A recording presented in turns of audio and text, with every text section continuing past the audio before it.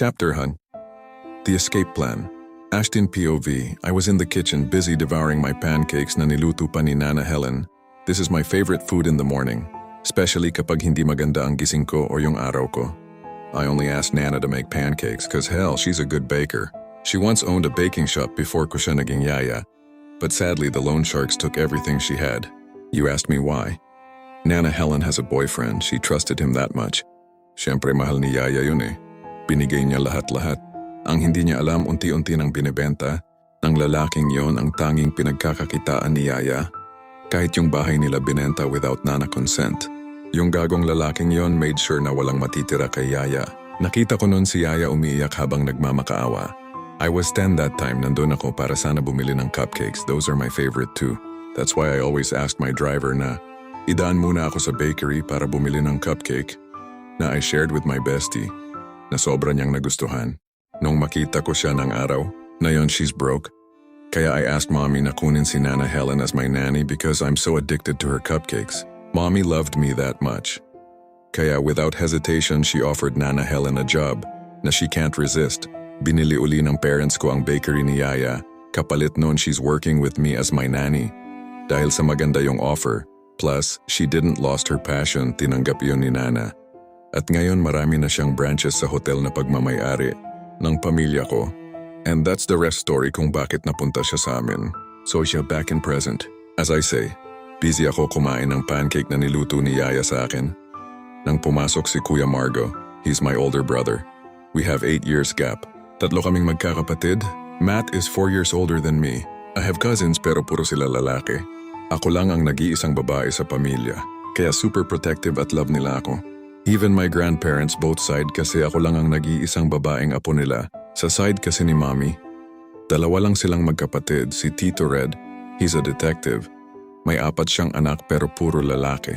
Kay dad naman, 3 silang magkakapatid, 1 babae at 2 lalaki. Yung anak ni Tito Fred na siyang panganay sa magkakapatid ay 3 lalaki din. Tita Kione na siyang bunso sa magkakapatid. 2 lalaki naman ang anak. Ashton? Tita Hazel asked kung makakapunta ka raw ba sa family dinner mamaya. Saglit kong hininto ang ginagawa kong pagnguya bago siya hinarap ng tuluyan. Tita Hazel is my best friend mother and she's close to me. Best friend din siya ni mommy. Kaya siguro naging close kami sa nag-iisang anak niya. Nakasinggulang ko lang din. Every time na may gathering sa pamamahay ng mga Austin, hindi talaga pwede na wala ang pamilya namin. Farah Asthea Austin is my childhood best friend. Close siya sa parents ko maging sa mga kapatid ko. At kay Yaya Helen, she stole my presence when she's around. It feels like I don't exist na sa pamilya ko kapag nasa paligid ang babaeng yon. So yeah, as a stupidity of me and I'm too childish back then, inaway ko siya. I told her na ayaw ko nang maging kaibigan pa siya at sobrang namumuhi ako sa kanya. After ng pagtatalo namin, she chose to leave the country. Ang balita ko pumunta siya sa British para doon magpatuloy sa pag-aaral. She's too mature sa totoo lang. Ni hindi nga niya sinabi sa mga magulang namin ang tungkol sa ginawa kong pang-aaway sa kanya. Pero mula nun, mas pinili kong huwag pumunta sa mga social gathering na yan kasi iniiwasan kong magkita kaming dalawa. Kahit alam ko naman na posibleng pumunta siya para lang sa party. But Gia once told me na na-meet niya ang Princess Harris ng Hera Group. 2 lang naman ang apo.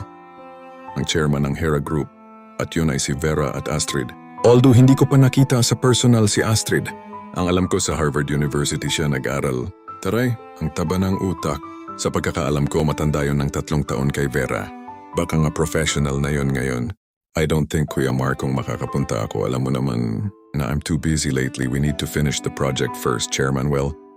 Definitely scold me again kung ipapaubaya ko lang sa team. Baka pumalpak na naman. Pagdadahilan ko sa kanya. Yes, nasabon na ako minsan ni Lolo. Kahit na super love niya ako pero pagdating sa trabaho, walang apo-apo sa kanya. Kung may mali ka, pagagalitan ka talaga niya.